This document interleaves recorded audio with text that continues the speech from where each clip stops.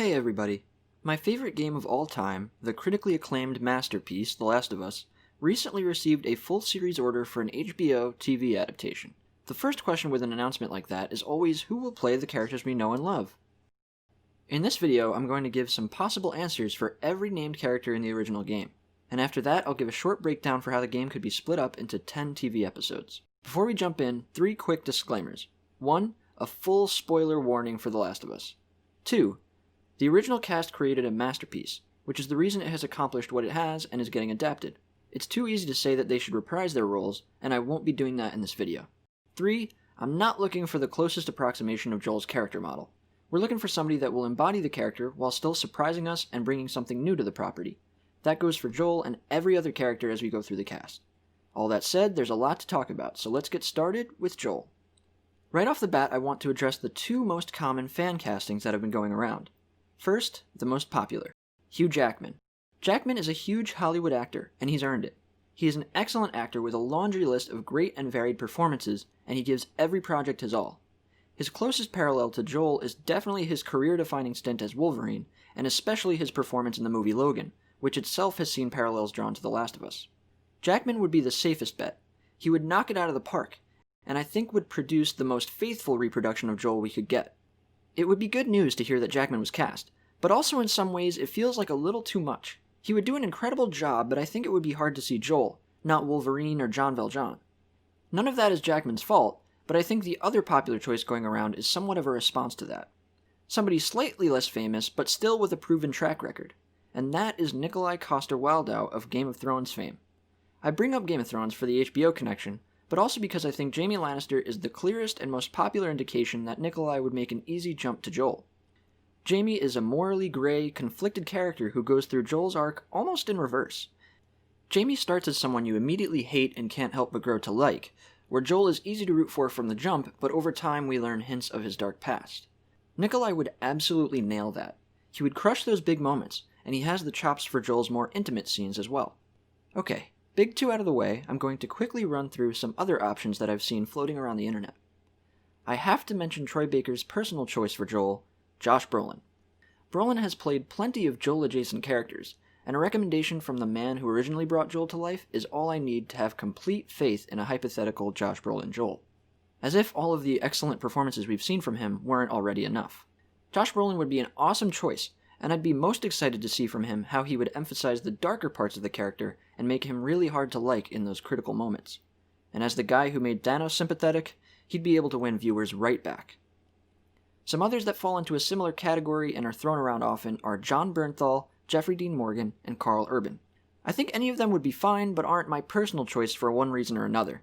If I opened up Twitter to see one of them was cast, I wouldn't be mad, but I wouldn't be over the moon either.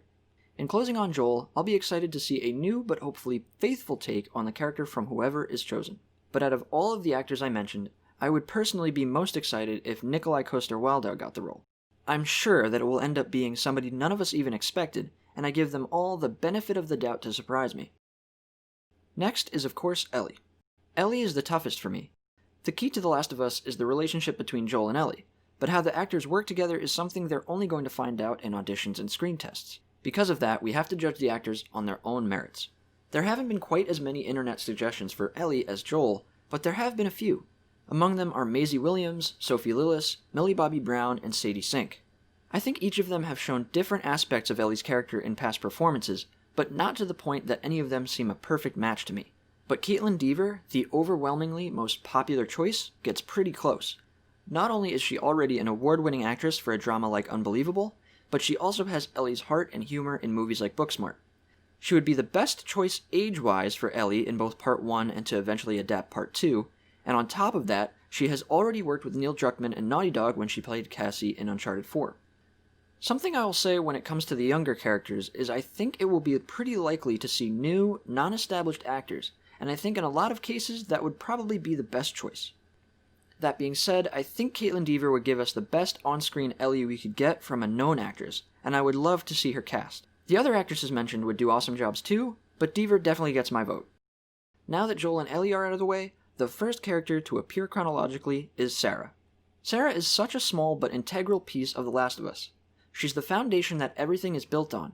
She's why I just mentioned that I think we're going to see a lot of new actors in this series, because I can easily see that happening with her. But if I had to pick an established actress to play Sarah, I would go with Millie Bobby Brown. With how quickly viewers fell in love with Eleven, Sarah's short amount of screen time would be plenty for Brown to win people over, and she absolutely has the chops to make her death appropriately gut-wrenching. The casting of Sarah definitely depends on who's chosen for Joel, but if Millie Bobby Brown gets the chance, she'll kill it. Next is Tess. I haven't seen any suggestions for Tess that aren't just to recast Annie Wersching, which would be great, but too easy for this video. So I went searching, and I think out of established actresses, the one that gives off the same spirit as Tess is Jessica Chastain. Off the bat, she's about the right age for Tess. She often plays confident characters with a load of sass, and that's Tess in a nutshell. But I also think she'd capture the hopeful, optimistic side of Tess, and would be able to capitalize on the hints of history that is underneath Tess and Joel's relationship. Another possibility that I only learned about recently was when KATEE SACKHOFF appeared in The Mandalorian as Bo-Katan, who is basically Space Tess, so I could totally see her doing a good job with the role as well. I highly doubt either of these two will actually be cast, but I'd love to see what either of them would do with the character. Robert. There have been a billion Roberts in movies, TV, and games, and there are an infinite amount of actors that could play the skeezy weasel stereotype that he is. I know I said it isn't all about looks, but it has to be said how much Robert resembles Jerome Flynn, another Game of Thrones and HBO alum. His performance as Bronn is plenty of proof that he could play the character handily in his one scene. Another that comes to mind is Michael Rooker for his work as Merle in The Walking Dead. Either of these guys could do more than a good enough job, but any actor with a scumbag in their repertoire could play Robert pretty easily. Next is Marlene. Marlene is confident, to the point, and dead set on achieving her goals.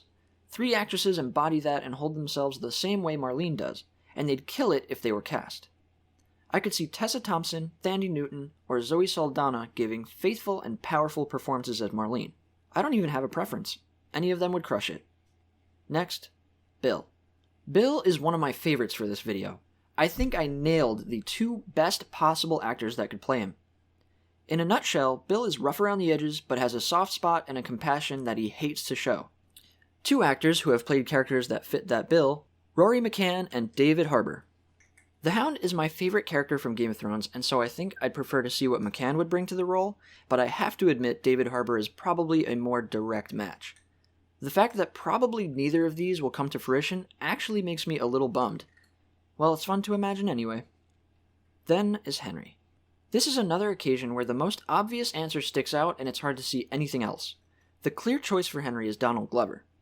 Henry's cadence and mannerisms are already so close to Glover that it's easy to imagine his performance as the character.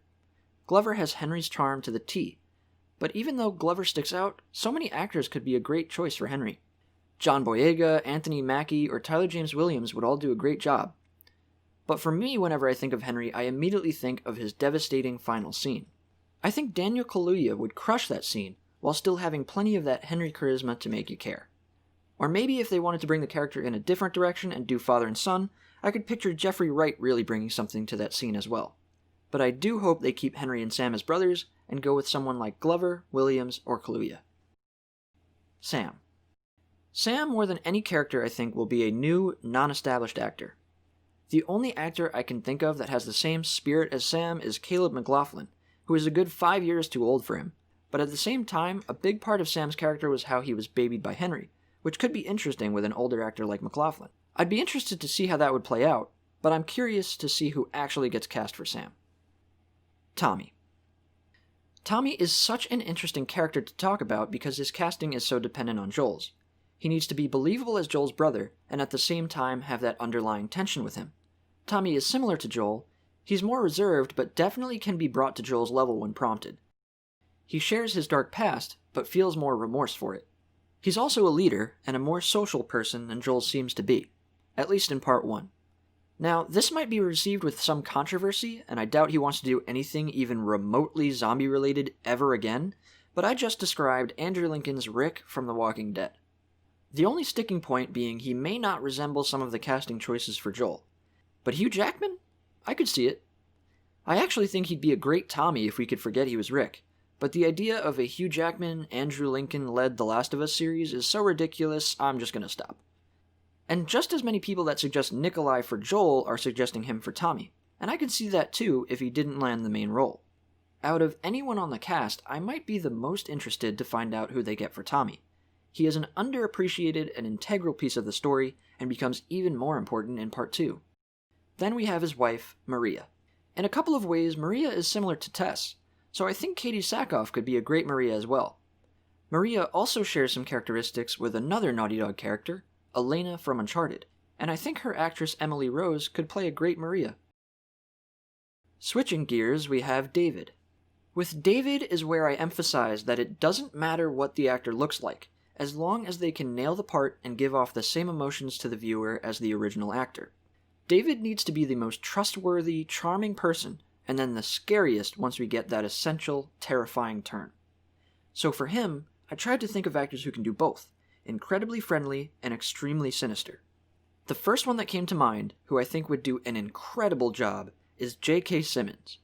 He has played some of the most beloved and most despicable characters over the years. He would reel viewers right in and then make David's turn as chilling as it could be.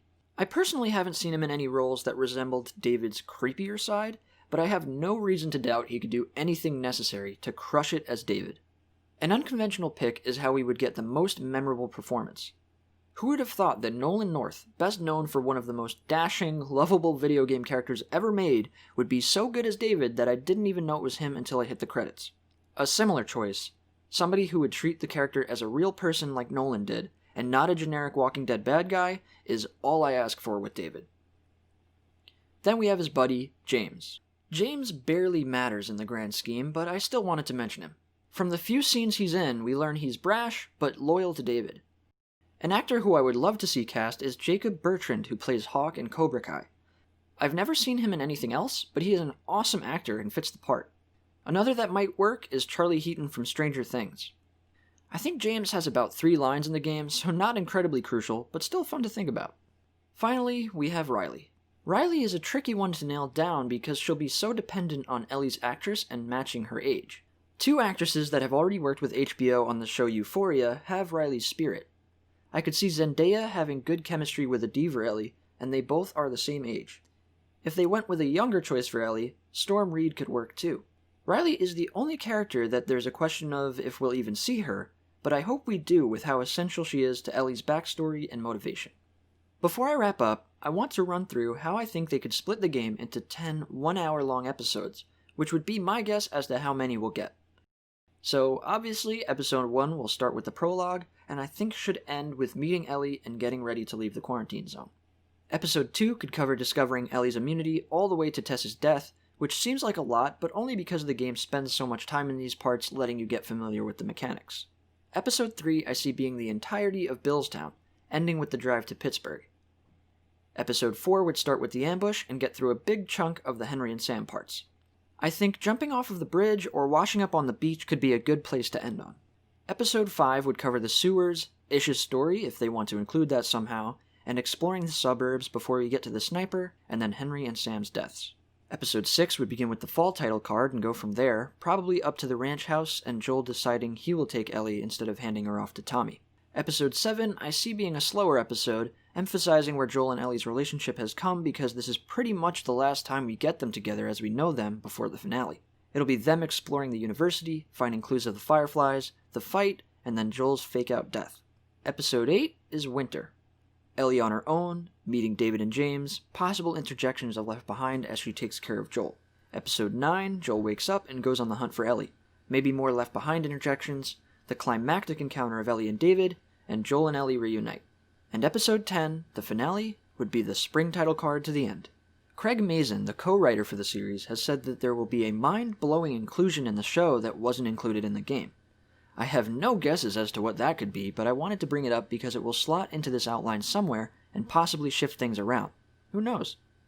As fun as it is to discuss every possibility and which of our favorite actors we'd like to see play these characters, I think one of the best outcomes we could get on the fateful day when the cast is announced is a full list of actors we have never heard of before.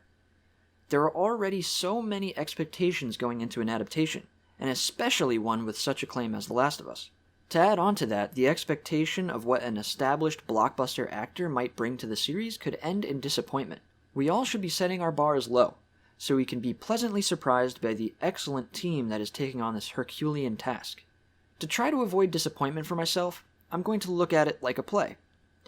Everybody knows the stories of classic plays and how they end, but every time you see them, it's a slightly new take and a whole new cast. If you look at this series as another interpretation of something you love, rather than an equal that could somehow undo or ruin the original, you're going to be in a way better place going in. So to finish this video, we will always have the original game, and I hope that this series will be just another way to enjoy a story that I love and share it with people who would never pick up a controller to experience it. Thank you so much for watching this video all the way to the end. Please subscribe and click the bell to help my channel grow and see what I make next. I'm Shimshazar, and I'll see you next time.